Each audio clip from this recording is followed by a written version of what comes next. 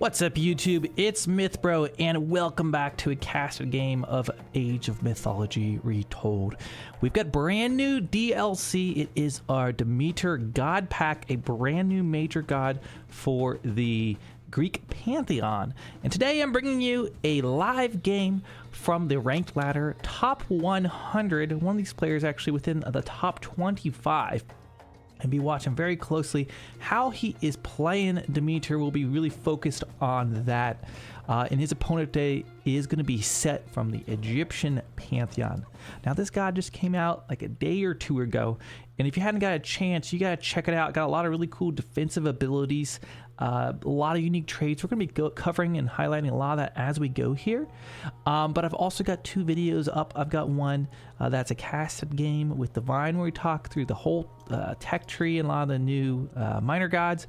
And then I've also got a strategy playthrough where I'm actually playing the god and having some success on ladder. So sit back, relax, and enjoy the game. And if you do, leave me a comment below and a little thumbs up on the video. It really helps me out. Now, opening wise, it's just the Greeks, right? So you're gonna have four on deer, 2 to gold, you put 1 to wood, and then a few more on food, or whatever combination of that if you like. But I know some of you like build orders, so I'll repeat again. First 4 on the hunt, 2 to gold, 1 to wood, about 3 more to deer, and then you want to sprinkle between wood and gold. A big civilization bonus you want to realize that's kind of hidden, it's in the tech tree, but it doesn't show you in the game, is you build buildings faster next to gold mines. Now, I'm not sure exactly how far because there's no indication of it, which is a really weird thing that they did not include.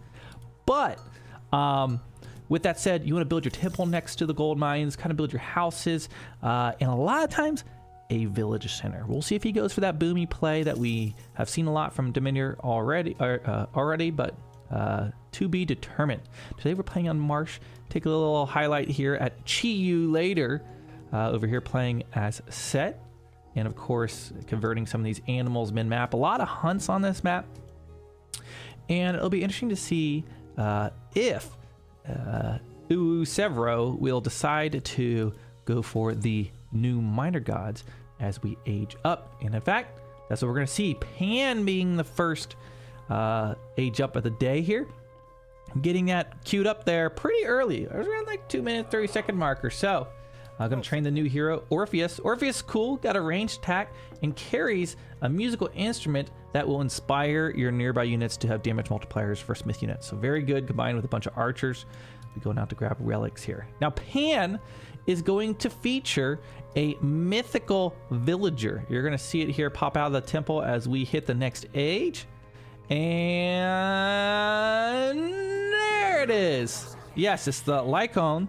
And this unit, it's got a tail. It's a villager furry. And the special thing is it's a villager by day, but when enemy units come, it will transform into a werewolf.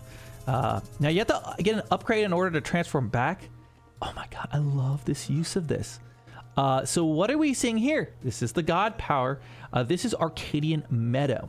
So you can cast this somewhere, and basically it makes a peaceful zone, right? So nobody can fire while on this, and this includes buildings. So this town center cannot shoot, and what he's done is brought Orpheus over here to harass while the town center can't fight back. We got the scout under there. Now, I would argue, I'm not sure he needed it quite yet, other than I guess the scouts running around in there, but just being a menace on the gold line there. And you can use it either in offensive capacity like this, putting out enemy towers or town centers, or you can use it at home. Maybe you're hunting here, you get a raid coming, boom, you throw it on the hunt, and you can kind of hunt in peace. But that's a brand new god power. So quick action here out of Demeter. So typically played as a super defensive civ. It's fun to see some really early aggro. So going with the two heroes here, we got Iolaus, who rides a chariot, and we've got Orpheus. Orpheus honestly has a great ranged attack for an age 2 hero. Really like this hero. I like their heroes in general. Now we do see Set right now getting some vision of what's going on the map, probably checking out the base, I can only imagine. And meanwhile, villagers have macroed. Is that going to be a second town center? And it is. Now here's what I want to know. How close to the gold mine do you have to be to get this benefit? Like, will he get it here? I'm not sure how to know But there we go. Snakes have been called in to try to prevent this. You do see a villager. That Lycon was right then turned into a werewolf and is fighting these snakes. Meanwhile, continuing to harass under the TC. TC can't really shoot back, so able to apply some military pressure while building this behind it. Oh my gosh, we've got an Anubite in there, and there's no heroes at home. He may successfully hold this. Oh my gosh, look at the power of this. Able to take down that Anubite just fine. Honestly, kind of surprised by this. Will he get the upgrade? So this upgrade right here makes it so when you finish a town center, it will spawn an additional Lycon. And in fact, when you do a settlement, you get 2 of them. But I don't think he's got the upgrade from what I can see here. So we're probably not going to see that. And we do see on the other side, Later is also going for a TC expansion. So not surprising to see a lot of aggression here early on from 2 top-ranked players. So these villagers doing just fine. They just kept building. I don't think he lost any during that. Kind of surprising. Able to get that settlement up. And there we go. Heroes have come home to defend a little bit. And a little bit of a lull in the battle. So let's talk about a few more new things. You see some glowing pigs and goats. Probably wondering what that's all about. You can actually task them here. Well, I think they're getting the benefit right now, but when they're near the temple, it boosts the favor gather rate. So they don't gather favor on their own, but you can have up to 10 of them, and they will boost the favor gather rate. You actually see a lot of villagers right now on favor, and the reason why is he's using it to just get even more eco boom out. He's getting these Lycon. These cost 15 favor, 100 gold, and 80 wood. So he's got 2 TC, and this is kind of like a 3rd TC. He's keeping constant villager production out of there. So a unique way of seeing that. I've seen players like Divine, and what I've been trying to do is build defensive village centers next to the golden base, just so it's like completely safe. He did go for this expansion, which obviously good to have more map control, and he's gonna be building a little house and wooden wall segment to kind of secure this gold. But those are some different options of what you can do.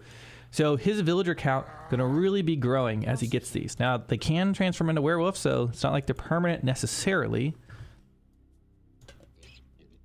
But good to see. Okay, we do see the heroes going out for another scout of the map, maybe a little raid. Both players on 2 TCs, but as you can see, about 15 villagers ahead right now for Demeter, and that's really massive. Now, one thing you should know about these special type of villagers is they gather, improve gather rates from huntables and herdables. So ideally, you want to be out doing some kind of hunting with it. And like they might not notice it, come to raid you out here, and then boom, you transform into one of those beasts. I guess the nice thing is with the Lycon, you can kind of defend yourself. If you go for a TC expansion, he doesn't have a ton of stuff. I mean, he had a myth unit and serpents, and he still held that. That's pretty nice. Now, another unique tech here. This one, it costs about 200 food and some favor. It gives you improved gather rates for. Let's just pop into it because I hate just guessing at it. You just can't hover over things in the UI. Yeah. Additional carry capacity, not gather rates. So pretty nice, but expensive investment for the early game. Probably want to get that maybe in H2, or if you're really booming, kind of depends. Do see an archer age being built.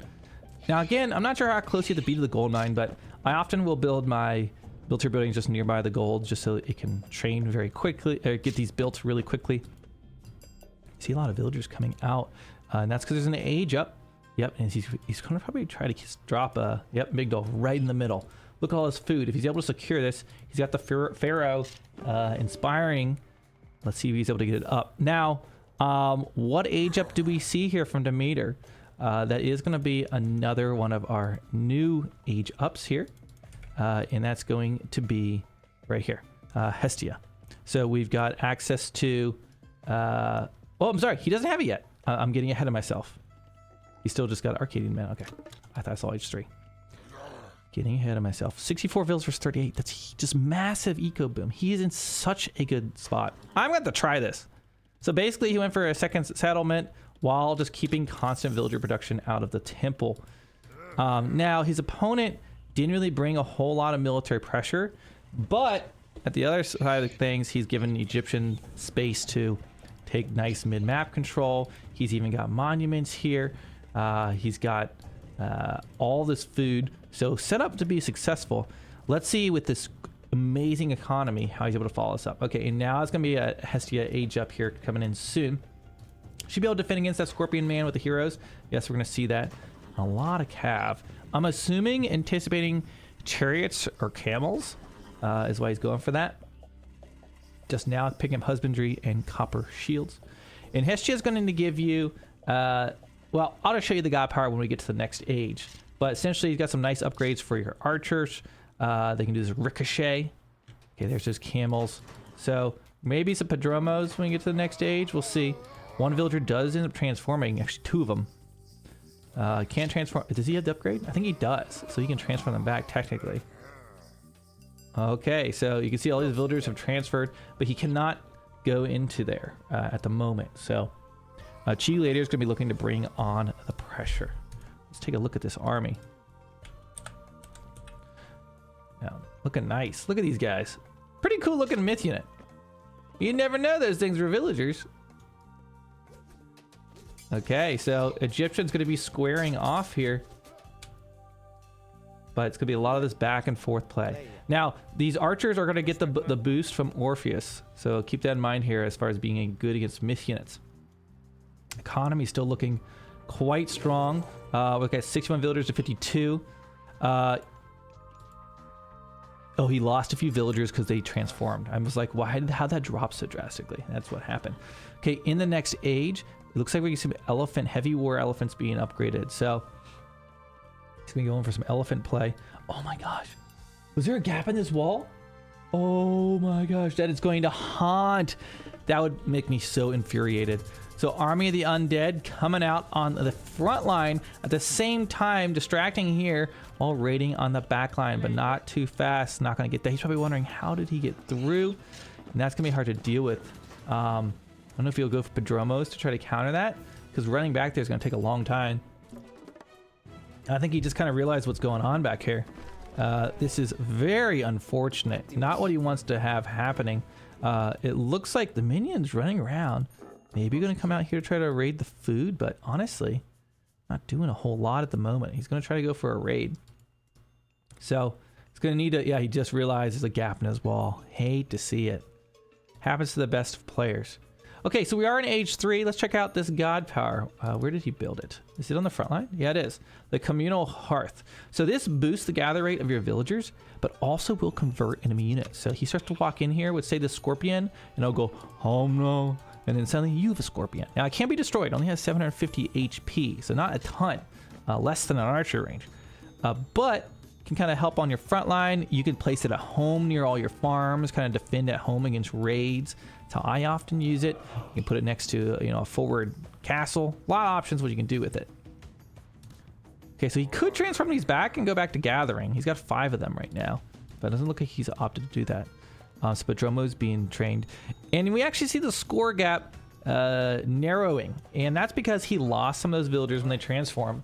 He did not transfer them back, and then that raid on the back line, I think that did a lot of damage. We do see siege work being made, so I feel like Chi later has some nice map control. Hippu's going to try to stop those villagers. I believe they will. At least delay that siege. Gives him a little idea of what his opponent might be doing. Building siege, looking to go for more attack. I'm looking to see if there's any age ups coming in and not anything like that. So continuing to train units, camels and camel riders. Now, we've got our Toxotes back here. And he's got this upgrade right here, which allows them to ricochet arrows on up to 3 units. So it makes your archers quite strong. So you're going to see probably a fair amount of archers in this army. It's a new hero, Icarus, flying hero. Very nice. You can go for raiding with that. Fly over walls, what you want to do. Here comes those elephants. This does not look like a great fight for Icarus to be taken. Flying a little close to the sun, some may say.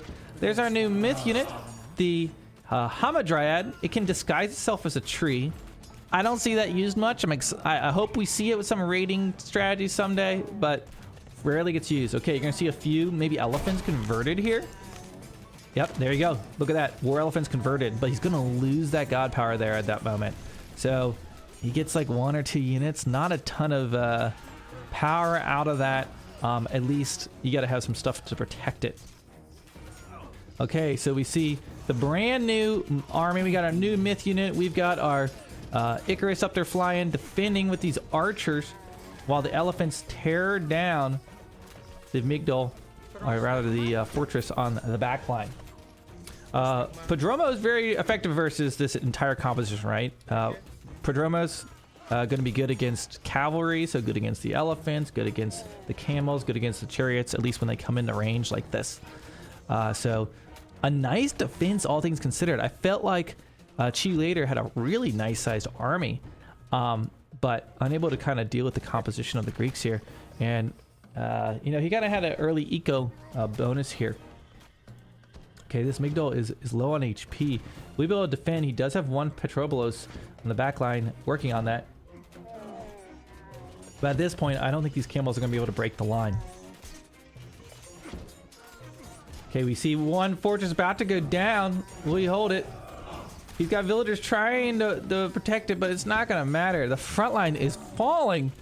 Egyptians in trouble right now. See what else he's training back here. Just more Prodromos in queue. And you look at the population, 140 versus 112, kind of tells the story right now. Villagers, though, keeping the Migdol alive. And we've got the Pharaoh inspiring. He does have units garrisoned inside there. He did for some period of time. He's able to hold, but with that second Petrobolos, I don't know if he's going to have enough. The archer count keeps growing. He's got the Dryad on the back line defending along with his hero. You see the Serpentine. Let's see, where are they? He's got Serpents somewhere. Did he use it on the front line? Oh, he used it right here. Okay. But just kind of distracting, I guess, is what they're doing right now. He takes out 1 of the Petrobolos. The other one very low on HP. I think he is going to target that down. Is able to kill it and keep this Migdol stronghold alive. Living on a prayer, that's for sure. We do see the Sylvan Hamadryad continuing to fight in here. So again, this unit can transform into a tree and technically can ambush. Oh, is he trying to do it right now? But it's not transformed. I think he was trying to, but it was getting attacked. That would be the first. I haven't actually seen it used yet. Has anyone else seen this unit turn into a tree? It'd honestly be the first time. So he's got to get the upgrade for it. Maybe he's going to put it over here. I'm really excited to see this. He's going to... There's a raid going on, but I don't... Or villagers, I guess. I don't even care, though. Are they just going to go down here and go for an attack? What? Doc! Ah, this is that classic mid-game marsh. Okay. Oh, some of these could transform. I forgot about that. So he's going to do a lot of damage to these villagers here. Huge, but I think that stronghold is still going to go online. I don't know if he can build an archer range that fast. That's pretty optimistic. Does he have enough favor to use this? No. So if he had enough, he could technically cast it here and stop this from shooting. A little interesting. He says set that down. Okay, but still, these alpha Lycan are going to be at least distracting here on the side. But I feel like Chulator still has superior map control at the moment. Maybe he could wall this off and get that gold and just continue to defend. You see him actually trying to put some walls here on the side, trap these villagers, just kind of corner his opponent. And largely, that stronghold stays alive. It's kind of crazy. Now he's had a lot of villagers defending it, putting a lot of resources into that, so something to consider. As we do see the Mythic Age on the way. Persephone, this is the other new one. Now, while the chaos ensues, let me just show you a little bit about this new minor god. The god of the underworld basically has the underworld Ragnarok. All of the fallen military units from your opponent and your army will come back to life, which is a huge power surge. You're going to see it here. But then your settlements can't be repopulated. Technically, there's a little hack to work around it by deleting one of your TCs, but we won't get into that here. Okay, so he built a fortress. He's able to guard this southeast flank, but I don't know. This is going to be an overwhelming number of units. What's his military pop right now? I mean, he's almost pop max at the moment. Pretty much is.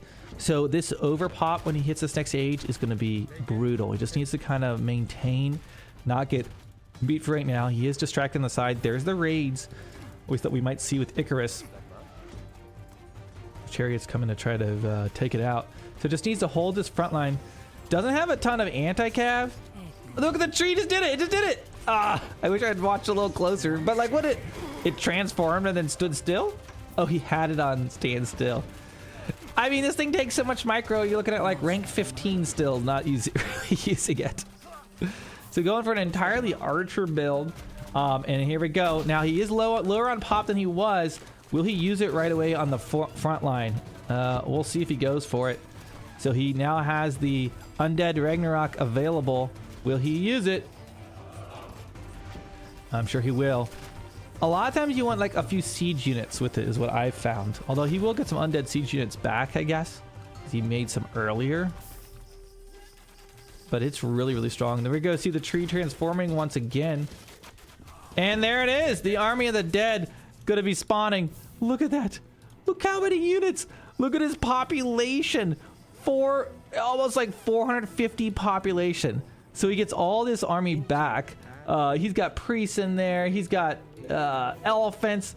He's got a little bit of everything. Now he can't rebuild the settlement now. So these settlements all get destroyed.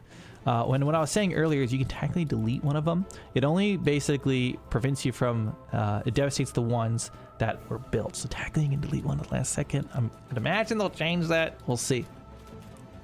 But okay, here we go. That undead army. Can the chariots survive and hold this? He can certainly micro these back. And he's got these strongholds that kind of slows opponent down. Not a ton of siege in this army, but he does have a lot of elephants. And he does have one Petropolis. Now, when you're overpop like this, you can't train siege, right? You kind of got what you got. But this chariot's going to be microing back. Is he aging up himself? No, not even close. And this chariot's trying to gum up the advance, but getting caught in the crossfire. This camel rider's going to be doing so good about this. I am not sure if cheerleader's going to be able to hold on. Oh, man. It's just so devastating. So, the Greek Ragnarok might be the new strongest god power in the game. I don't know. It's just, I mean, as good as a meteor is, or even regular Ragnarok, just the sheer overpopping you can do with this is so good. And uses these elephants, and it's in his advantage. His opponent made all of these expensive units. Like we're talking elephants and camels and chariots. He got some premium units.